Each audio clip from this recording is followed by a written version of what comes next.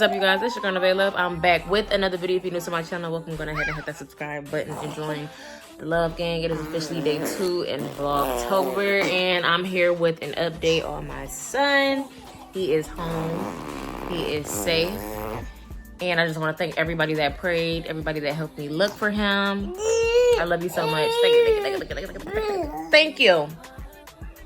But yeah, I actually ended up finding him walking with friends. The process of getting him was crazy because I was like literally in traffic and cars were moving so slow. I'm trying to cut through and all types of stuff, and it was just not working out. It was like the moment when something is really, really important, that's when traffic just appears. Because there's never really traffic in where I stay. But I ended up seeing him, and I cut up. I'm like, get your ass in this car. You okay? Like, get your ass in this car. Like, oh, I was shaking. I was shaking. He gets in the car, and then his friend is trying to like scurry off. Like, no, nigga, you too, get your ass in this car. And they both ran and got in the car. And I cut up in that car so bad because y'all moving so carelessly. Like, anything could have happened to y'all. Y'all are not grown. Please stay a child. I don't know why kids be like so in a rush to be grown nowadays. Like, I don't even want this shit. I don't even want to be an adult. I want to be a child. I want to be a child again. I want to trade it. I miss the old days. I miss the 90s. I miss the 2000s. I miss when I didn't have to pay bills. I miss when I didn't have to worry about buying my own food because my mom bought it. My only job was to get my hair done and go skating and have fun. That's it. That's all. Like, these kids nowadays grow up way too fast for me. But anyways, I guess the little boy thought he was safe. And I always get phone calls. This is like a problematic child. He has a lot going on. Like, you can just tell there's just so much going on in that boy. But his dad tells me all the time about how, you know, he gives him a hard way to go. So it's like, yeah, your son not listening to you, so let me help you out. I cussed that little boy out. I cussed him out. And he was just like I felt so bad because he's so sweet. He was so sweet, but it's like, you hard-headed as fuck still. Like, I gotta do this to you. Like, the same way I'm on my son's ass, I'm on your ass too. Like, I care about you. It's real out here. I don't even do half the shit y'all do. I don't. As an adult, I probably tried a few little things here and there growing up, but it's like I was a teenager, like 17, 18, like damn near close to grown. Like, y'all only 12, 11. Like, why do y'all want to move so fast? But yeah, anywho, I took him, dropped him off to his dad, and baby, when I got in the house, my son got it.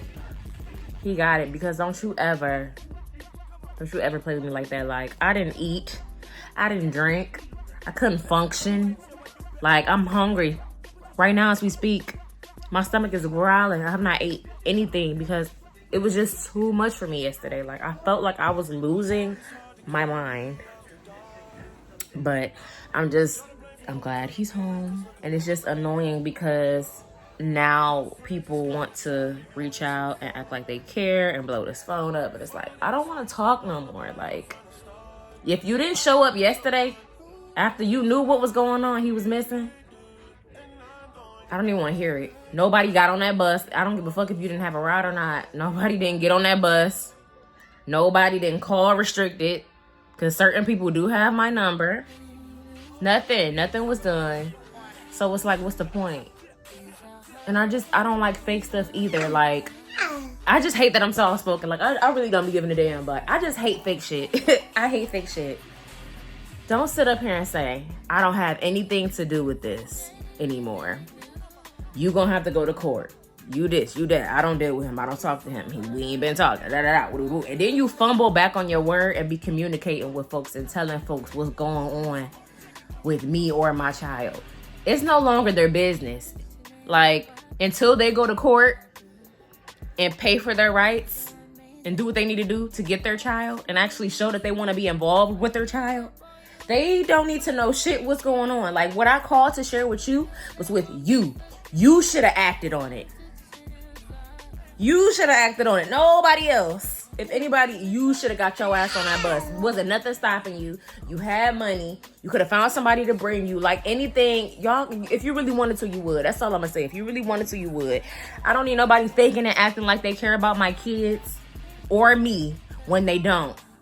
I don't have time for the fake shit. Why would you even tell somebody that don't give a fuck and you seen over and over that they don't give a fuck? They show over and over they do not care about what happens to my kid. Yet you're still communicating with them. I can't function with the weird shit. I don't want to be around the messy shit. This is why I say to myself, I don't be wanting to talk to nobody. I'm sick of drama. I'm sick of mess. And it's like, it drives me crazy because I actually love this person so much. And I want this person involved. But it's like, if it's costing me all of this, why do I keep participating in it? Like, it's not worth it. It's like, I just be wanting to breathe sometimes. I be wanting a babysitter. I be wanting somebody to take the load off of me. But if they're connected to certain people, I'll never get that break because now I'm on edge every time it comes to my children. I have to worry about them sneaking and talking on the phone. I have to worry about them maybe putting some stuff in my child's head and trying to brainwash them. Like, I honestly feel like people have been sneaking stuff into my son's head and telling my son stuff. For him to call me bitches and hoes like that on the phone, I feel like people have been trying to brainwash my kids. Not just his father, but other people as well. I don't want to be involved no more. And eventually everything is going to be deaded. Like, I'm going to get to a point where I no longer want to be bothered, because that's where I'm at when it comes to my baby daddies. I don't be wanting to be bothered. They're done. Ain't no I love you. Let's work this out. Let's co-parent. No. Enough is enough. You get tired. Like, you obviously don't give a fuck. Go be with who makes you happy. Don't worry about my kids. They straight. That's the only people I love. Those are the only people I give a fuck about. I don't give a fuck about you, your existence, what happens to you. I don't give a damn. If you're not Jamal Zaire, if you're not Heaven Tamara, if you're not Romir, I don't want shit to do with you. Niggas. The fuck? Like, none of you niggas. I'm fine by myself. I just want to level up. I'm ready to get the weight off. I'm ready to bust up and be on stage singing to my supporters. I'm ready to be on a roll with my content, constantly posting, being consistent. That's all I care about. So I can bring in this money and make sure my kids is straight. Let God handle the rest. Let God bring the hubby, okay, along the way. I'm not concerned about that. I just want a better relationship with God right now. That's my man. That's my husband. Like, I'm cool. Everybody needs to just leave me the fuck alone. I don't care no more. I don't care about your feelings. I don't care about your weak ass feelings. Heavy on it, because ain't nobody give a fuck about mine. So now my foot is on y'all necks. Ain't nobody give a fuck. When I was boo-hooing, crying, like Courtney said, I cried 300 nights and ain't nobody check on me. Drank hella liquor every single day, like bottles, big bulks, big fat things of Moscato, like, because I felt so fucking alone. I felt so misunderstood. Nobody seen that I was crying out for help, like literally crying. Nobody gave a fuck. So I don't give a fuck about nothing else. Hell yeah, I'm gonna keep your kids away. Do what you need to do to get your rights. Until then, you still gonna have to fight me, regardless. Because I'm coming with shit. I done collected so much shit during the little bit of time I sent my kids back. I was like, wait, scared, because I felt like I didn't have enough evidence. But baby, the evidence I have is ridiculous. Get the fuck on, respectfully. Like, but yeah, I just wanted to vent and get that out of my system. As of right now, I am getting ready to go and pay my rent, my car note, and then maybe later on in a vlog, I want to do some things I wish I would have known when it comes to motherhood that I know now.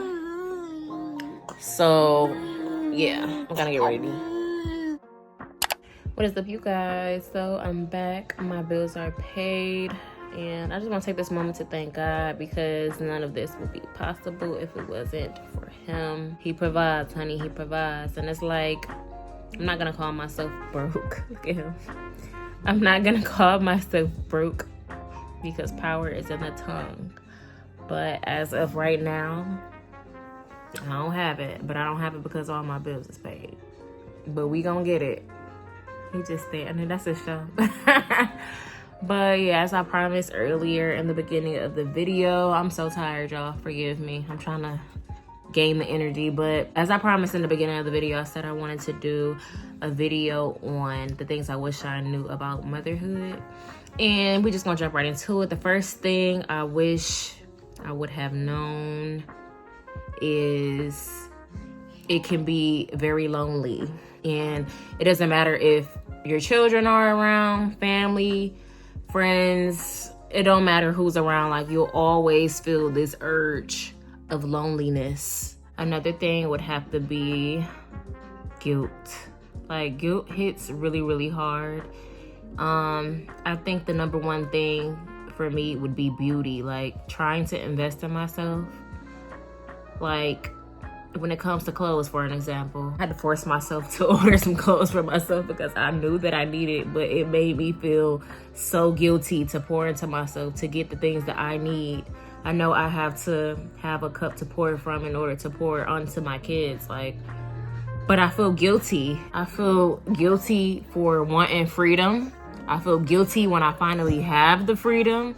I feel guilty when it comes to my dreams. I feel guilty when it comes to my energy. I feel guilty when it comes to my thoughts. When I think certain thoughts, like human thoughts that I'm allowed to have, I should be allowed to have, but it just makes me feel bad to have the thoughts. Another thing I learned, and I learned this early, like, nobody ever shows up when you need them most. You are the keeper for literally everything. Appointments, birthdays, meals, routines, school, emotions, everything. Like, everything.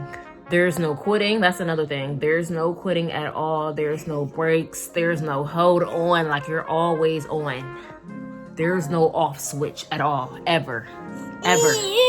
Even when they're adults, they still need you in some way. Like, it never ends.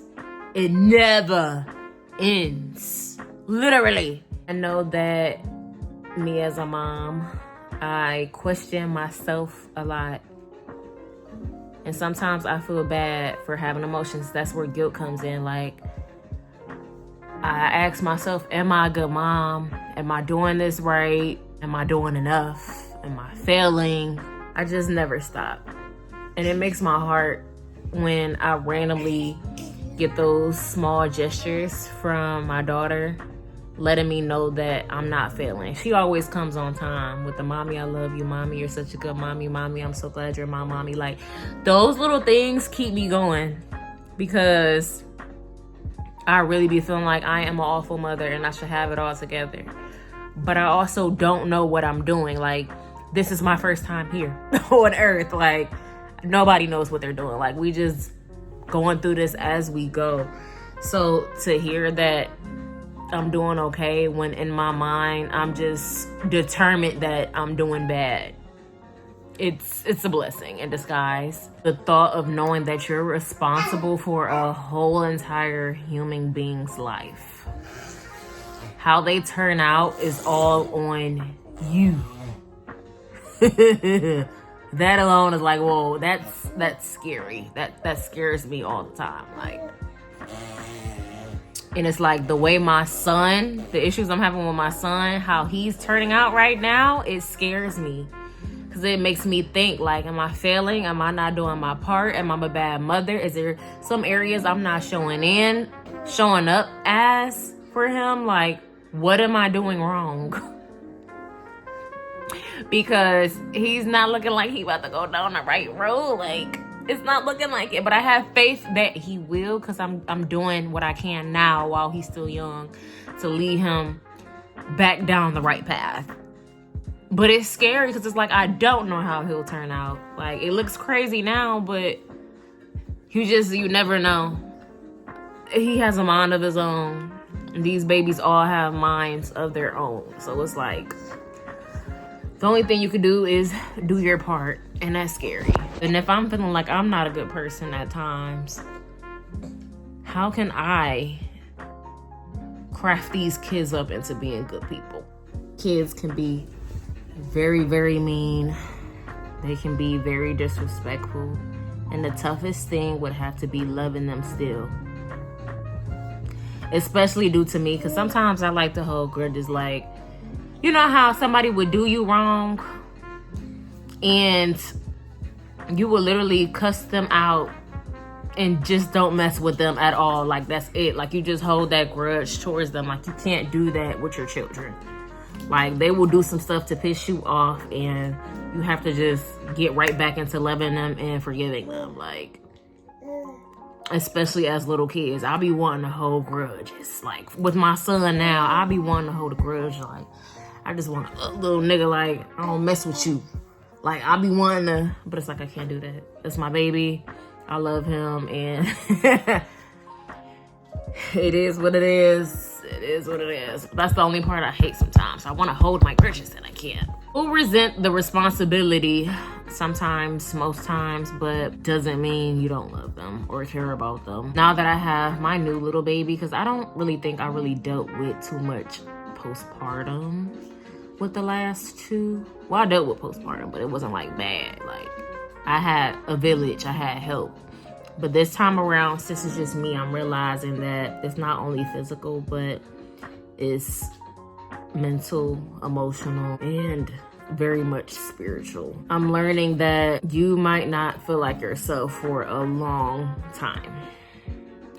It's been 10 months and I still don't feel like myself. Not only that, you might not ever get the version of you back that you had before. Like, I'm struggling trying to get my old self back and I'm failing.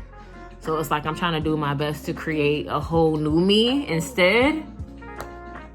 But I just don't know how. Never really had friends, but a couple of friends that I probably may have, I noticed that things have shifted between us and you grow apart, they disappear, things shift, and yeah, it takes a really solid friend to stick around. I can honestly say that I'm standing today with no friends. No friends. I don't know where they went to, where they are.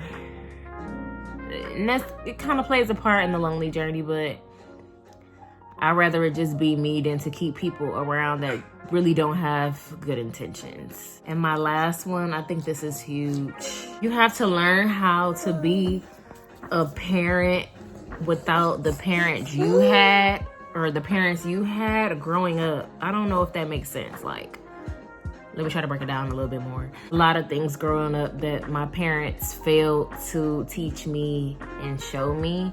So it's like me growing up, everything I'm figuring out by myself is what I'm using to try and build my children up in. He's driving me nuts. I've had to literally cut out a lot of stuff and keep pausing and stopping and pausing and stopping. I just want to get through this video and I can't. This is another thing right here. This, like, leave me alone.